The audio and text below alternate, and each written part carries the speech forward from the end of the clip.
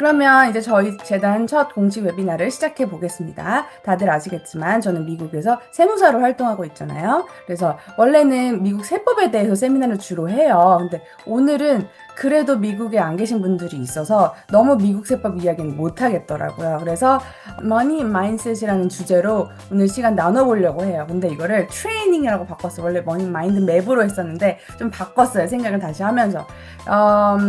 그래서 트레이닝이라고 하니까 오늘이 첫 회가 아니라 다음에 또 기회 있으면 또 관련돼서 이야기해보는 시간이 있으면 좋겠다 싶었거든요. 일단 우리 멤버들한테 도움이 되는 시간이 되기를 바랄게요. 제가 요새 유튜브를 보면 항상 나오는 광고가 있는데 혹시 이거 나오시는 분 있어요?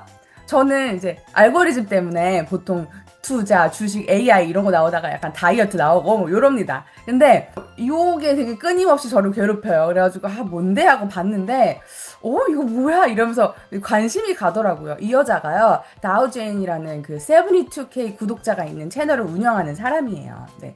자기는 하버드 MBA 나오고 어릴 때부터 집에서 머니턱을 많이 하면서 자랐대요. 그러니까 막 가족끼리 밥 먹으면서 야 이렇게 하면 돈을 불릴 수 있고 막 이런 얘기하는 집들이 있잖아요. 그런 집이었대요. 근데 이런 얘기를 해요. 뭐라고 적혀 있냐면 I hate that capitalism creates a hierarchy of worth where essential workers can afford essentials and billionaires treat recessions like opportunities 라고 이야기를 합니다. 뭔 얘기냐면 자본주의 진짜 썩스다. 열심히 일해도 부익부 빈익빈 커지고 내가 돈을 배우면서 살아왔지만 자본주의 정말 신물난다 이거예요. 옷 보면 꼭 그 공동농장 가가지고 우리 공산주의로 회귀하자 막 이런 거 얘기할 것 같은데 사실은 뭘 얘기하냐면 이 사람 결론은 자본주의에 이용당하지 말자. 그리고 점점 더 사회 밑으로 내려가고 내가 나를 보호하기 위해서 재정 공부를 하자. 이거예요. 그래서 좀 궁금해서 이 사람 웹사이트 막 들여다봤는데 프로그램 자체는 솔직히 말하면 평범해 보여요. 근데 이런 개념을 처음 접하는 사람들한테는 신박할 것 같아요. 근데 저도 사실은 맨날 돈 얘기하면서 이런 생각 진짜 많이 하거든요. 정말 캐피탈리즘 너무 싫다. 정말 이 사람 얘기에 동의를 해요. 내가 세상이 아무리 치사하고 더러워도 나를 보호하기 위해서 이 시스템 안에서는 내가 머니 마인드가 있어야 된다. 그래서 오늘 이 얘기를 하게 된 거예요, 사실은.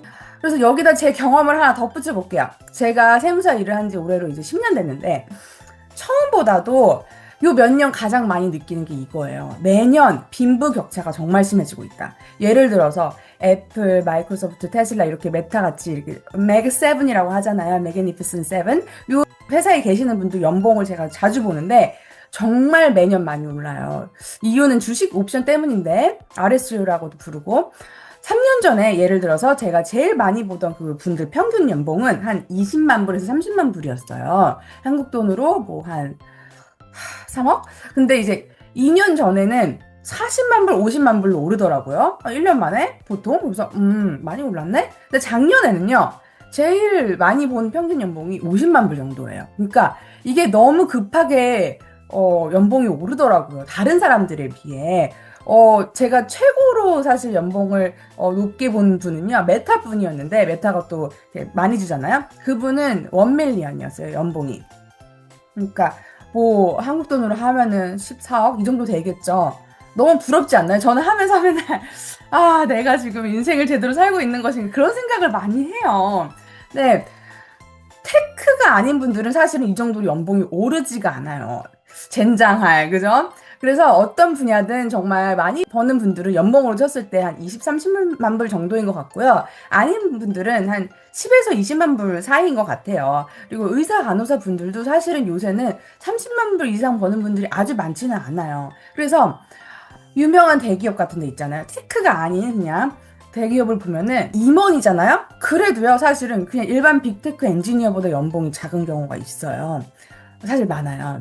그래서 돈이 AI 이런 기술 쪽으로 너무 많이 흘러들어가고 이미 많이 흘러들어갔죠. 그리고 관련 산업에만 막 쏠리면서 빈부격차가 엄청 커지고 있는 게 저는 솔직히 1년에 한 100건 넘게 텍스 리턴을 보는데 그게 너무 눈에 보입니다. 그래서 인생사 진짜 뭐 있나 이런 생각도 들지만 솔루션이 있을까? 이런 생각도 많이 했어요. 그거에 대해서 한번 이야기를 해볼게요. 그리고 이 문제가 사실은 미국뿐만 아니라 전 세계적인 문제일 것 같다라는 생각이 너무 당연하게 듭니다. 맞죠? 다른 지역에 계신 분들 솔루션을 한번 찾아봐요. 제가 가지고 온 솔루션은요, 이제 여기서부터 우리가 이제 트레이닝을 시작할게요. 요 두 가지예요. 책으로 이제 한번 생각을 바꿔볼까 이건데요. 빈부격차가 커지고 이제 아무 생각 없이 사는 그런 이센셜 워커 우리 같이 그런 사람들이 여기 테크이신 분들도 있겠지만 점점 가난해지는 상황을 어떻게 하면 바꿀 수 있을까? 하나는 책 이름이 부의 추월차선이라는 책이고요. 나머지 하나는 레버리지라는 책이에요. 제가 북클럽을 운영하는데 한 저희 채팅방 60분 정도 계시는데 같이 읽기를 이미 진행했던 책들이에요. 이 책들이 너무 머니 마인드셋을 바꾸는데 좋은 것 같아요. 머니에 대한 패러다임을 딱 바꾸는데. 그래서 가지고 왔고, 이 두 책이 안 읽으셔도 되게 제가 시사하는 바를 알려드릴게요. 보통 이렇게 길에 슈퍼카들 있잖아요. 너무 멋있죠? 막 이 차 위로 열리고 그러잖아요. 그럼 이제 우리가 막 신기해서 쳐다보죠. 솔직히. 아, 자존심은 이렇지 않은데 눈이 갑니다. 이런 차에서 보통 누가 내리나요? 이 아저씨 보세요. 이제 아주 그냥 힘들게 내리시고 계시죠. 이 아저씨처럼 제가 봤을 때는 10명에 9명은 보통 배 나오고 머리 벗겨진 그런 분들이 저는 많더라고요. 우리 머릿속에 생각하는 그림은 원래 뭐죠? 요런 거죠. 돈도 많고 외모도 좀 되고 자기 관리도 잘 된 그나마 젊은 남자가 슈퍼카도 탄다. 근데 이게 사실은 현실에서는 보기가 쉽지 않단 말이죠. 그리고 또 한 가지 더 예를 들면 재정 세미나를 제가 많이 하기도 하지만 가기도 하는데 가서 보면은 다들 연령대가 보통 60세 이상이에요. 거기가 막 다 흰 그 그레이 헤어의 물결입니다. 앉아 계신 분들이. 뭐 3, 40대도 별로 없어요. 요새는 좀 생겼지만. 그래서 제가 가 있으면 되게 뿌듯하고 막 이런데 세계가 뭔가 잘못됐다. 세상이 뭔가 잘못됐다라는 생각이 가끔 들어요. 이거 왜 그런 걸까요? 그 MJ 드말코라는 그 부의 추월차선 작가가 이제 이렇게 주장을 해요. 사실 이 작가가 주장한 지가 15년도 넘었어요. 이 책이 좀 나온 지 됐거든요. 늙어서 돈이 많은 건 하수다. 젊을 때 돈이 많아야 삶이 재밌는 거다. 젊은 시절에 돈을 크게 벌어놔야지 이제 부가 쌓이는 거다. 이게 핵심이다. 그러면서 부자가 되려면 생산자가 되어야 되는데 그 세 가지로 길을 나눠가지고 얘기를 해요. 부의 추월 차선이라고 그랬잖아요. 세 가지가 뭐냐면 하나는 사이드웍 인도고 하나는 슬로우 레인에서 서행 차선이고 나머지 하나 세 번째는 추월 차선이에요. 패스트 레인. 근데 인도는 그냥 아무 생각 없이 사는 일반인. 그다음에 서행 차선은 파이낸스에 관심이 많은 구루들. 그래서 시간과 복리를 사용해 가지고서는 돈이 많아지는데 그게 이제 이뤘을 때 60세, 70세 이때가 된다는 거죠. 그리고 세 번째는 추월 차선이었는데 그 패스트 레인은 어릴 때 팍 번 사람들 요게 돼야 된다 이제 이렇게 알려줘요. 어릴 때 팍 벌려면 뭐가 제일 좋나요? 직업상 뭐가 되면은 어릴 때 확 벌죠? 내야죠. 사업 네. 해야지. 또 뭐가 있을까요? 예를 들면 스포츠 스타나 연예인 네 요런 게 돼야지 사실 어릴 때 팍 벌 수 있어요. 근데 이거 쉽나요?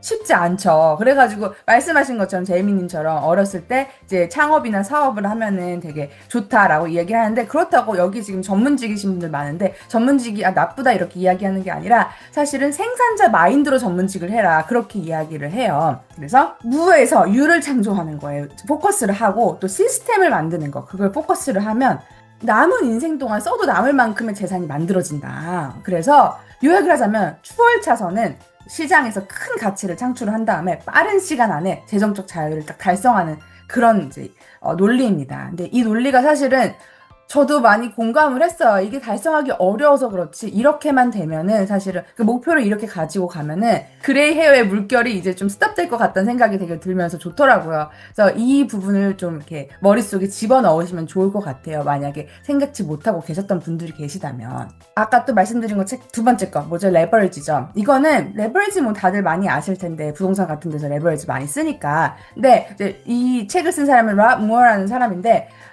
진정한 부를 만들려면 레버리지를 무조건 활용해야 된다라고 이야기를 해요. 그래서 돈, 많이들 아시는 이제 이자나 이런 걸 사용해가지고 크게 돈을 빌리는 거. 그다음에 사람 되게 중요하죠. 사람 나 말고 다른 사람이 대신 나를 위해 일해주는 거. 그리고 시스템을 잘 갖춰서 자동으로 돌아가게 하는 거. 이런 식으로 레버리지를 만들면은 자기를 넘어선다. 내가 할 수 있는 능력보다 더 많은 능력으로 자원을 활용하고 성과가 아주 그냥 극대화가 되니까 그렇게 살아야 된다라고 이야기를 하면서 그래야 돈이 벌린다라고 해요. 이거는 아마 들어보신 분들 꽤 많이 계실 거예요. 그래서 레버리지를 사용해서 자기 가치를 더 많은 사람들한테 보내고 임팩트를 주고 궁극적으로는 자기 노력이 필요 없이 더 빠르게, 더 큰 성과를 달성하도록 이제 불을 쌓아가는 방법을 만들어라. 이게 레버리지 책에 나온 건데, 그러면 결국에는 뭐가 된다고 하냐면 재정적 자유가 달성이 된다고 합니다.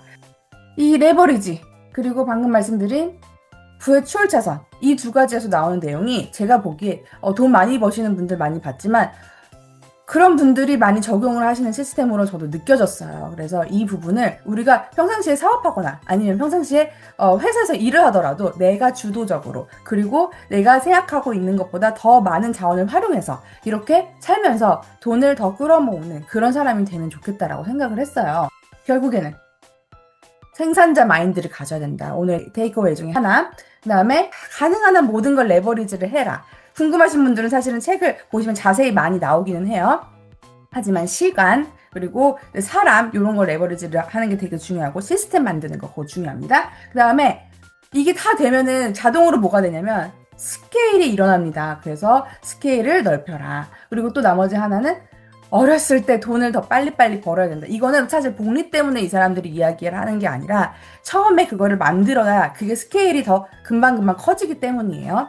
그 다음에 결국 그렇게 되면 뭐가 된다? 우리가 생각하는 걸 프리덤이 찾아온다. 파이낸셜리. 그 얘기를 하고 싶었어요. 이게 마인드셋을 우리가 처음으로 딱 초점을 맞추고 가져가야 되는 그 토픽이라고 저는 생각을 했어요. 우리 파이낸셜 프리덤 이루신 분 영상 하나 보고 싶은데 봐도 될까요? 네. 잘 운영하던 전자사를 그만두고 아저씨는 농기구 발명을 시작했는데 나름 괜찮은 아이디어가 많았음. 하지만 크게 주목을 받거나 상업적으로 성공한 건수가 없었음. 그러던 중에 두더지 포획기를 개발하여 당시 농업박람회에 찾아갔으나 농기구가 아니라 문전박대 당하고 그의 발명품에 대해 조금도 관심이 없어 자괴감에 빠짐. 아내에게 미안한 마음이 컸지만 아내는 항상 그런 남편을 응원해줘. 그리고 최근에 근황이 전해졌는데 무려 건물주인. 알고 봤더니 당시에 주목받지 못했던 두더지 포획기가 바다 건너 미국에서 인기를 끌어 수출을 하고 있었음. 100% 수작업으로 만드는 두더지 포획기를 열심히 제작해서 수출하고 그 돈으로 건물을 사들인 것이. 건물 1층에는 아저씨의 작업실과 아들이 운영 중인 식당이 있습니다. 네, 유머 게시판에 있지만 저한테는 전혀 유머스럽지가 않고, 브라보, 이랬습니다.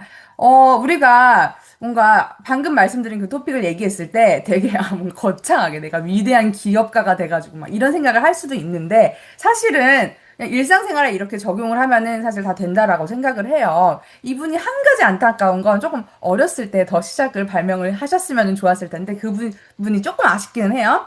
그래서 요거 5개 다시 생각을 하면서, 일단 레버리지 이용해가지고 부동산까지 사들이셨대요. 담보를 받았다고 사실은 제가 나중에 설치해보니까 나오더라고요. 그리고 미국으로 판매를 하면서 스케일업을 하셨죠. 그리고 늦게 시작을 하셨어도 아들 식당 차려줄 만큼 됐고, 그쵸? 하루에 4개밖에 안 만든대요. 이 정도면은 파이낸셜 프리덤 성공하신 것 같죠?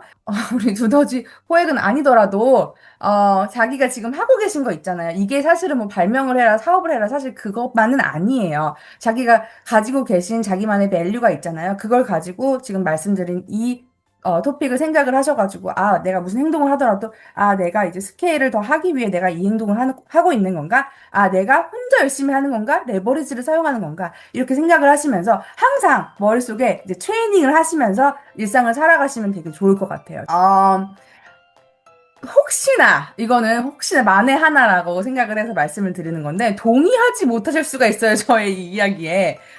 그런 부분들도 사실은 존중을 해요. 왜냐하면, 항상 효율적으로 살고, 항상 돈 많이 벌어야 되고, 이게 행복은 아니잖아요. 그죠? 그래서, 그렇게 생각하시는 분들은 사실은 감정적인 부분 말고 그냥 이성적으로 일반적인 이야기를 했다라고 생각하고 넘어가시면 될 것 같아요. 그래서 혹시나 상처받았을까봐 누군가가 이제 그런 말씀을 드리고 싶었고, 오늘 제가 가지고 온 내용은 여기가 마지막인데, 제가 오늘 일부러 조금 짧게 줄였는데 지금 몇 시일까요?